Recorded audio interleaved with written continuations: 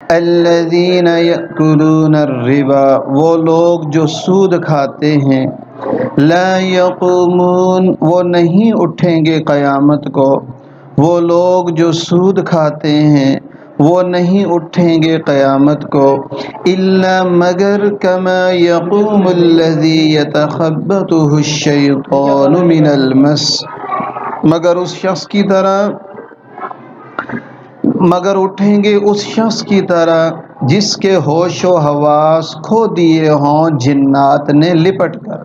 مگر اس شخص کی طرح جس کے ہوش و حواس کھو دیے ہوں جنات نے، شیطان سے مراد یہاں جنات ہیں، من المس، لپٹ کر، ذالک بانہم قالوا، یہ اس وجہ سے کہ بے شک انہوں نے کہا، انما البیع مثل الربا، کہ تجارت بھی سود کی طرح ہے، واحل اللہ البیع وحرم الربا، اور حالانکہ اللہ نے تجارت کو حلال کیا ہے اور سود کو حرام کیا ہے، فمن جاءہ موعظۃ من ربی، پس جس کے پاس آ گئی نصیحت اس کے رب کی طرف سے،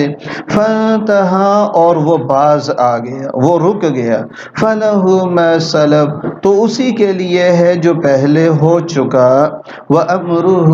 الی اللہ، اور اس کا معاملہ اللہ کے سپرد ہے، ومن عاد، اور جو کوئی دوبارہ لوٹے گا، دوبارہ سود لے گا، فاولئک اصحاب النار، وہ جہنم والے ہیں، ہم فیہا خالدون، وہ اس میں ہمیشہ رہیں گے۔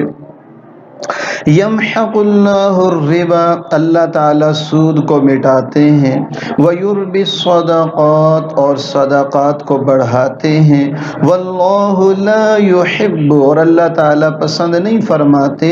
کل کفار اثیم، ہر ناشکری کرنے والے، گناہ کرنے والے کو،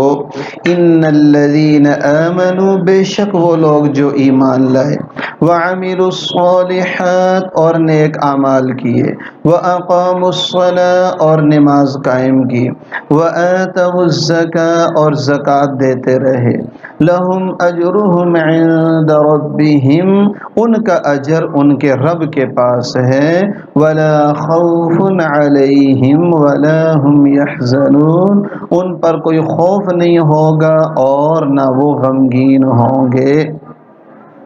یا ایہا الذین آمنوا اتقوا اللہ، اے ایمان والو اللہ سے ڈرو، وذروا، اور چھوڑ دو، ما بقی من الربا، جو سود میں سے باقی رہ گیا، ان کنتم مؤمنین، اگر تم واقعی ایمان والے ہو، فإن لم تفعلوا، پس اگر تم ایسا نہ کرو، فأذنوا بحرب من اللہ ورسولہ، پس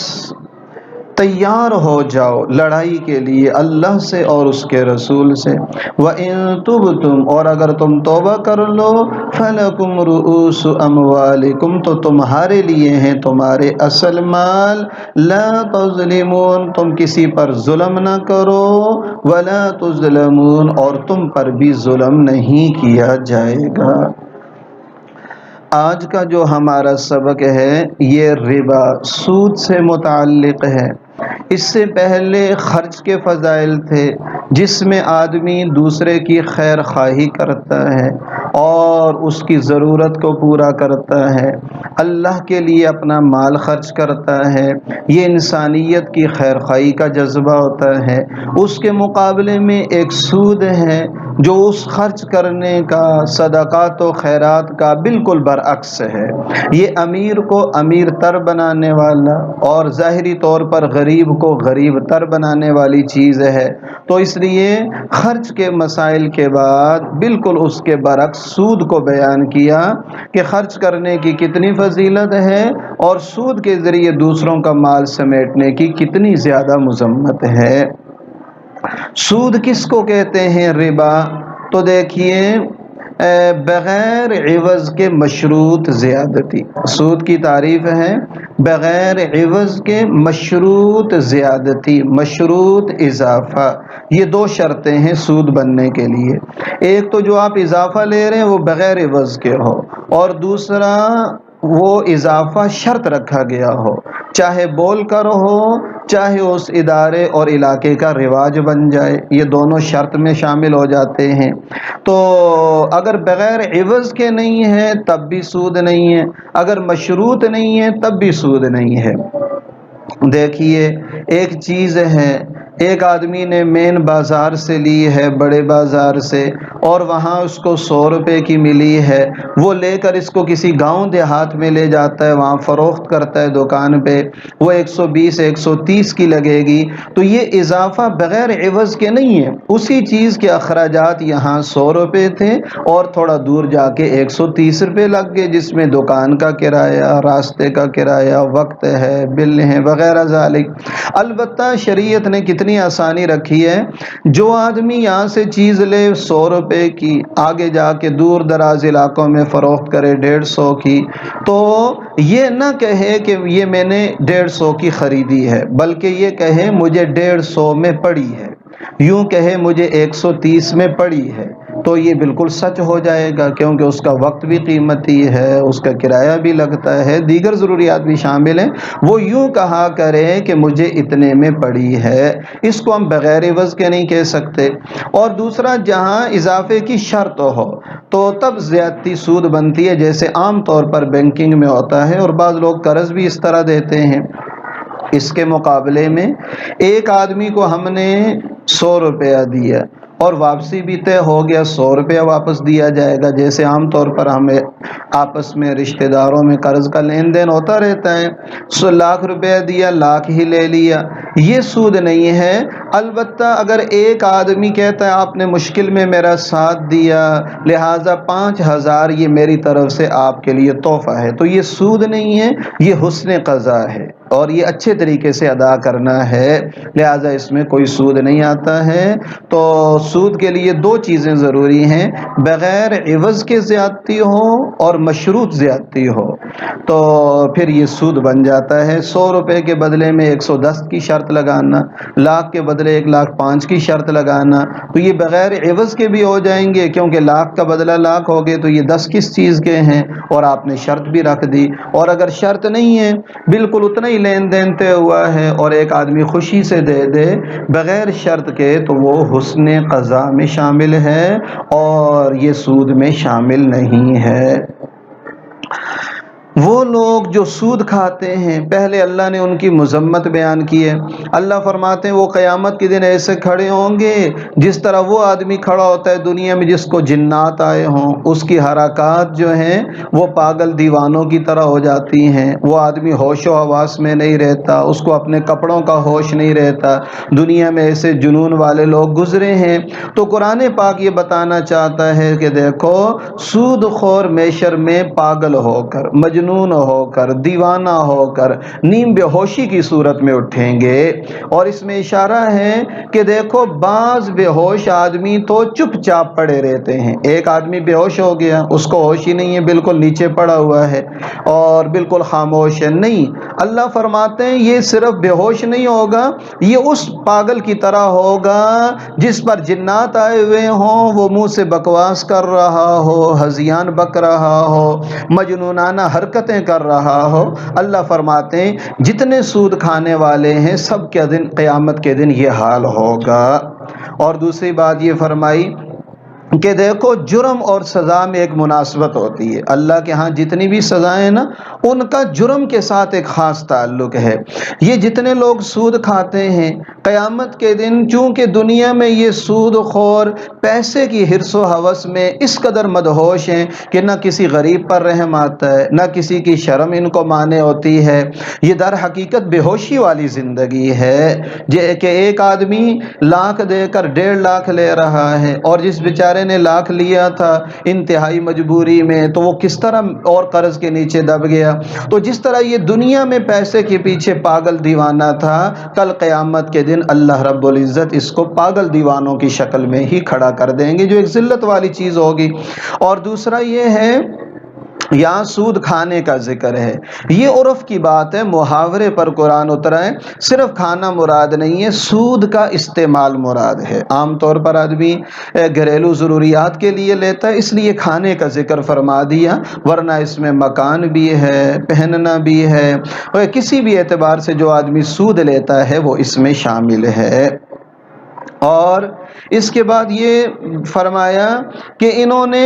دو قسم کے جرم کیے ہیں، سود خوروں نے اس وقت عرب کے دو قسم کے جرم کیے، ایک تو لوگوں کا مال سود کے ذریعے کھاتے تھے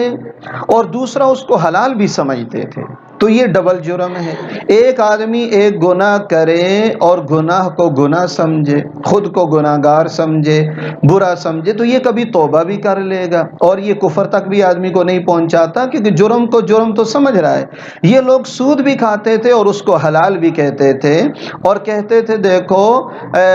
ہم تو تجارت کو اس لیے حلال کہتے ہیں کہ وہ سود کی طرح ہے، تم تو سود کے بارے میں ہم سے بات کرتے ہو، ہم تو سود کو تجارت کو اس لیے حلال سمجھتے ہیں کہ وہ سود کی طرح ہے۔ اور بظاہر وہ لوگ یہ کہنا چاہتے تھے کہ تجارت پر بھی تو نفع ملتا ہے تو سود پر بھی نفع مل جائے گا، تو پھر کیا دونوں میں فرق ہوا؟ تو پہلی بات یہ کہ ہم مسلمان ہیں، ایک جرم تو ان لوگوں نے یہ کیا کہ حرام کو حلال سمجھا اور دوسری بات یہ ہے کہ اللہ نے فرما دیا کہ تجارت کو میں نے حلال کر دیا اور سود کو میں نے حرام کر دیا۔ ایک چیز کو اللہ حلال کر دیں اور ایک کو اللہ حرام کر دیں تو بندے کون ہوتے ہیں؟ تشبیہ دینے والے، کہ تجارت بھی تو سود کی طرح ہے۔ ایک بات تو اللہ رب العزت کا ارشاد گرامی جو ہمارے لیے حرف آخر کی حیثیت رکھتا ہے اور ہمارے لیے سب کچھ ہے، اور یہ اللہ رب العزت نے اپنا حاکمانہ انداز، جو اللہ تعالیٰ پوری دنیا کے بادشاہ ہیں، مالک الملک ہیں، اس نے اپنا انداز شاہانہ بتا دیا کہ تمہیں اس بحث میں پڑھنے کی ضرورت نہیں ہے کہ یہ ایک جیسے ہیں یا نہیں، بس میری بات مانو کہ تجارت حلال ہے وہ نفع کماؤ اور سود حرام ہے یہ نفع مت کماؤ۔ اور پھر اس کے بعد ارشاد فرما دیا کہ اگر کسی نے پہلے سے سود کی رقم جمع کر لی تھی، بعد میں پتہ چلا، توبہ طائب ہو جائے، جو رقم پاس ہے اس کو واپس کر دے تو اللہ رب العزت اس کو معاف بھی کر دیں گے۔ جو دوبارہ لوٹے گا جان بوجھ کر سود کھائے گا تو وہ اس کی توبہ بھی کل عدم شمار ہوگی اور پھر اس پر اللہ رب العزت کا وہ عذاب بھی اترے گا۔ دوسری آیت میں یہ ارشاد فرمایا کہ اللہ رب العزت سود کو مٹاتے ہیں، اللہ رب العزت سود کو مٹاتے ہیں اور اللہ رب العزت صدقات کو بڑھاتے ہیں۔ اللہ جل شانہ نے فرما دیا یمحق اللہ الربا، اللہ سود کو مٹاتے ہیں، ویربی الصدقات، صدقات کو بڑھاتے ہیں، اور اللہ تعالیٰ اسے ناشکری کرنے والے گناہگار کو پسند نہیں کرتے۔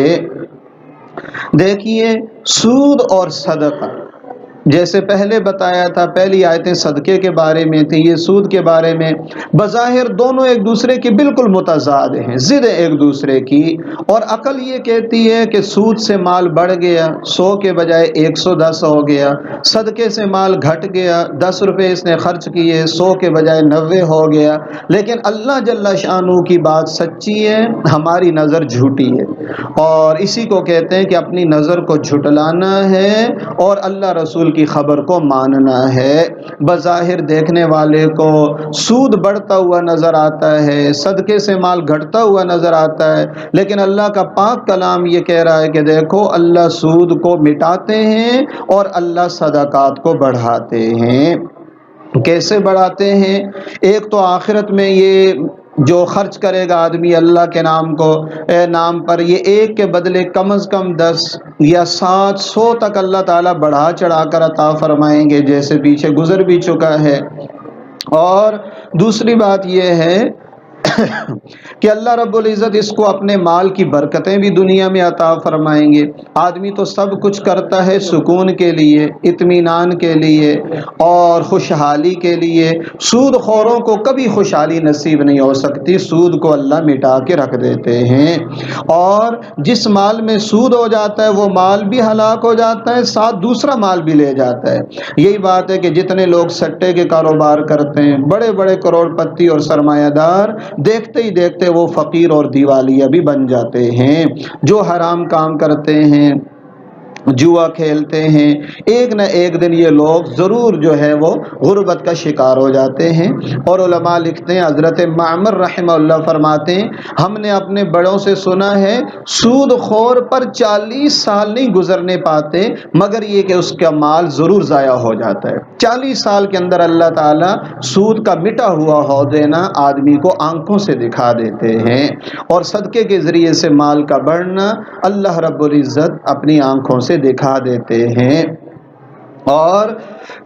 جس طرح دو چیزیں ہیں یہ سمجھنا ضروری ہے، ایک ہوتے ہیں اسباب راحت اور ایک ہوتی ہے راحت۔ تو آج سود کے ذریعے، ناجائز دولت کے ذریعے عالی شان محل بن سکتا ہے، گرمی سردی کے آلات خریدے جا سکتے ہیں، گرمی سے بچنے کے، سردی سے بچنے کے، لیکن سکون نہیں لیا جا سکتا۔ سکون ایک نعمت ہے جو اللہ تعالیٰ آسمانوں سے بندوں کے دلوں پر اتارتے ہیں۔ تو آج ہم بظاہر یہ سمجھتے ہیں کہ یہ آدمی حرام کما رہا ہے، بڑی عالی شان کوٹھی میں رہتا ہے اور بڑے مزے میں ہے، نہیں، اگر آپ ٹٹول کر دیکھیں گے تو وہ ہزاروں پریشانیوں کا شکار ہوگا۔ ہاں، اللہ کسی کو حلال طیب روزگار دے، وہ عالی شان محل بنائے رہے، وہ بہت اچھی بات ہے، ورنہ جتنا اللہ نے دیا اس کی بساط کے مطابق اگر ایک آدمی کرے گا اس کو تو سکون اور اطمینان ملے گا، لیکن حرام دولت والوں کو کبھی بھی سکون اور اتحاد کی دولت نصیب نہیں ہو سکتی، ان کے گھروں کا برا ہی حال ہوتا ہے۔ اور جو بظاہر ہمیں نظر آتا ہے تو یہ ان کے اسباب راحت ہوتے ہیں، یاد رکھیے یہ کبھی بھی راحت نہیں ہوتی۔ اگر کوئی آدمی کہے کہ دیکھو میں اس کو سود لے رہا ہوں تو وہ اپنی مرضی سے قرضہ لے رہا ہے، اور کوئی آدمی ہمیں ایسا علاقہ دکھا دے جہاں سود خوروں کی وجہ سے بہت زیادہ مالداری پائی جاتی ہو، تو حضرت فرماتے ہیں اس کی مثال ایسے ہیں کہ ایک آدمی دوسرے کا خون چوس چوس کر اپنا بدن پالتا ہو، اور ایک محلہ اس طرح آباد ہو جائے، سارے بڑے صحت مند ہوں، تو کوئی بھی سمجھدار یہ نہیں کہے گا کہ یہ بندہ بڑا طاقتور ہے، اس بستی والے بڑے طاقتور ہیں، بلکہ سب کہیں گے یہ ظالم ہیں کہ انہوں نے دوسرے کا خون چوس چوس کر اپنے جسم کو انہوں نے پالا ہے۔ اسی لیے اللہ رب العزت نے سود کو منع کیا، یہ حقیقت میں دوسرے کا پیسہ اپنے پاس سمیٹنا ہوتا ہے، اور آج کل کی زبان میں سمجھیے ایک مہذب قسم کا ڈھاکہ ہوتا ہے کہ جو آدمی سود کے ذریعے سے دوسرے کا مال وہ لے لیتا ہے۔ اور اس کے بعد کی آیت میں اللہ جل شانہ نے پھر ارشاد فرمایا کہ دیکھو یہ جو سود کھانے والے ہوتے ہیں نا، ایک تو یہ ناشکرے ہوتے ہیں۔ دیکھو نا، اللہ نے کسی کو مال دیا، وہ سود کیوں کھاتا ہے؟ اللہ نے اس کو جو مال دیا اس کو حلال طیب طریقے سے استعمال کرے، مال کا غلط استعمال یہی ناشکری ہے، اور ایسا بندہ اللہ کے ہاں گناہگار شمار ہوتا ہے، اور اس کو نیک اعمال کی توفیق بھی نہیں ملتی ہے۔ اس لیے اللہ فرماتے ہیں ان الذین آمنوا، وہ لوگ جو ایمان لائے، وعملوا الصالحات، نیک کام کرتے رہے، سود وغیرہ کو چھوڑ دیا اور نماز قائم کرتے رہے، زکوٰۃ دیتے رہے، ان کا اجر اللہ رب العزت کے ہاں ہے، اور ان پر کوئی خوف بھی نہیں ہوگا اور نہ وہ غمگین ہوں گے۔ آگے اللہ جل شانہ نے پھر فرمایا اے ایمان والو اللہ سے ڈرو اور باقی ماندہ سود کے جو معاملات ہیں اس کو چھوڑ دو، اگر تم واقعی ایمان والے ہو۔ اگر نہیں کرو گے تو اللہ رسول سے اعلان جنگ ہے، جنگ کے لیے تیار ہو جاؤ۔ اگر توبہ کر لو تو اصل مال تمہیں مل جائیں گے، تم بھی ظلم نہ کرو، تم پر بھی ظلم نہیں کیا جائے گا۔ یہ بات حدیث پاک میں بھی ہے، حضور علیہ السلام فرماتے ہیں، مسند احمد اور ابن ماجہ کی روایت ہے، ان الربا وان کثر فان عاقبته تصیر الى قل، سود بظاہر کتنا ہی بڑھ کیوں نہ جائے، آخر کار اس کا انجام تھوڑا ہونا ہوتا ہے، اس کا انجام اور نتیجہ وہ بالکل مال کا مٹ جانا ہوتا ہے۔ اور ارشاد فرمایا اللہ سے ڈرو، جو سود کے معاملات ہیں ان کو چھوڑ دو۔ اور یہ کب اترا؟ نبی کریم صلی اللہ علیہ وسلم کی آمد کے وقت میں بنو ثقیف ایک قبیلہ تھا اور ایک بنو مخزوم تھے، ان کے آپس میں سودی معاملات تھے، بنو ثقیف اور بنو مخزوم کے۔ بنو ثقیف کے کچھ لوگوں کا سودی مطالبہ بنی مخزوم کی طرف تھا، جبکہ بنو مخزوم والے مسلمان ہو گئے تھے تو انہوں نے کہا اب تو ہم آپ کو سود نہ دیں گے اور نہ لیں گے۔ ادھر بنو ثقیف والوں نے مطالبہ شروع کر دیا، وہ مسلمان نہیں تھے۔ بنو مخزوم والوں نے کہا ہم تو اسلام میں داخل ہو گئے، ہم تو اپنی کمائی کو سود پہ نہیں لگانا چاہتے۔ یہ جھگڑا مکہ مکرمہ میں پیش آیا اور اس وقت مکہ مکرمہ پیارے آقا نے فتح کر لیا تھا۔ تو یہ بنو ثقیف کا مقدمہ اور بنو مخزوم کا حضور کے پاس، حضور کے نائبین کے پاس آیا۔ مکہ کے امیر حضرت معاذ اور دوسری روایت میں حضرت عتاب ابن اسید تھے۔ تو حضرت معاذ نے یا حضرت عتاب ابن اسید نے یہ جھگڑا لکھ کر نبی کریم صلی اللہ علیہ وسلم کے پاس بھیجا، یا رسول اللہ اس طرح سودی لین دین کے معاملات ہیں اور اختلاف ہو گیا دو قبیلوں کا۔ اللہ رب العزت نے یہ آیت اتار دی کہ اللہ سے ڈرو اور سودی معاملات چھوڑ دو، لہذا بنو مخزوم والے اب بنو ثقیف والوں کو سود نہیں دیں گے،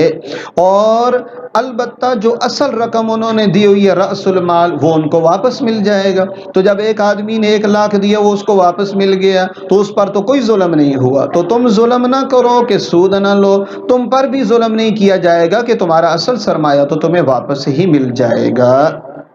اور پھر نبی کریم صلی اللہ علیہ وسلم نے سب سے پہلے فرمایا کہ حضرت عباس جو حضور کے چچا تھے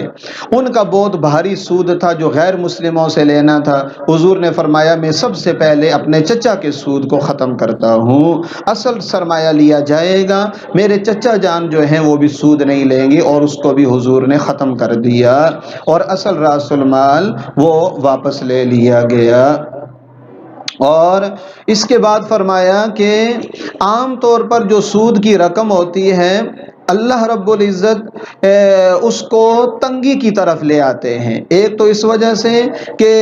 چند روزہ زندگی کے لیے ایک آدمی مال کی وجہ سے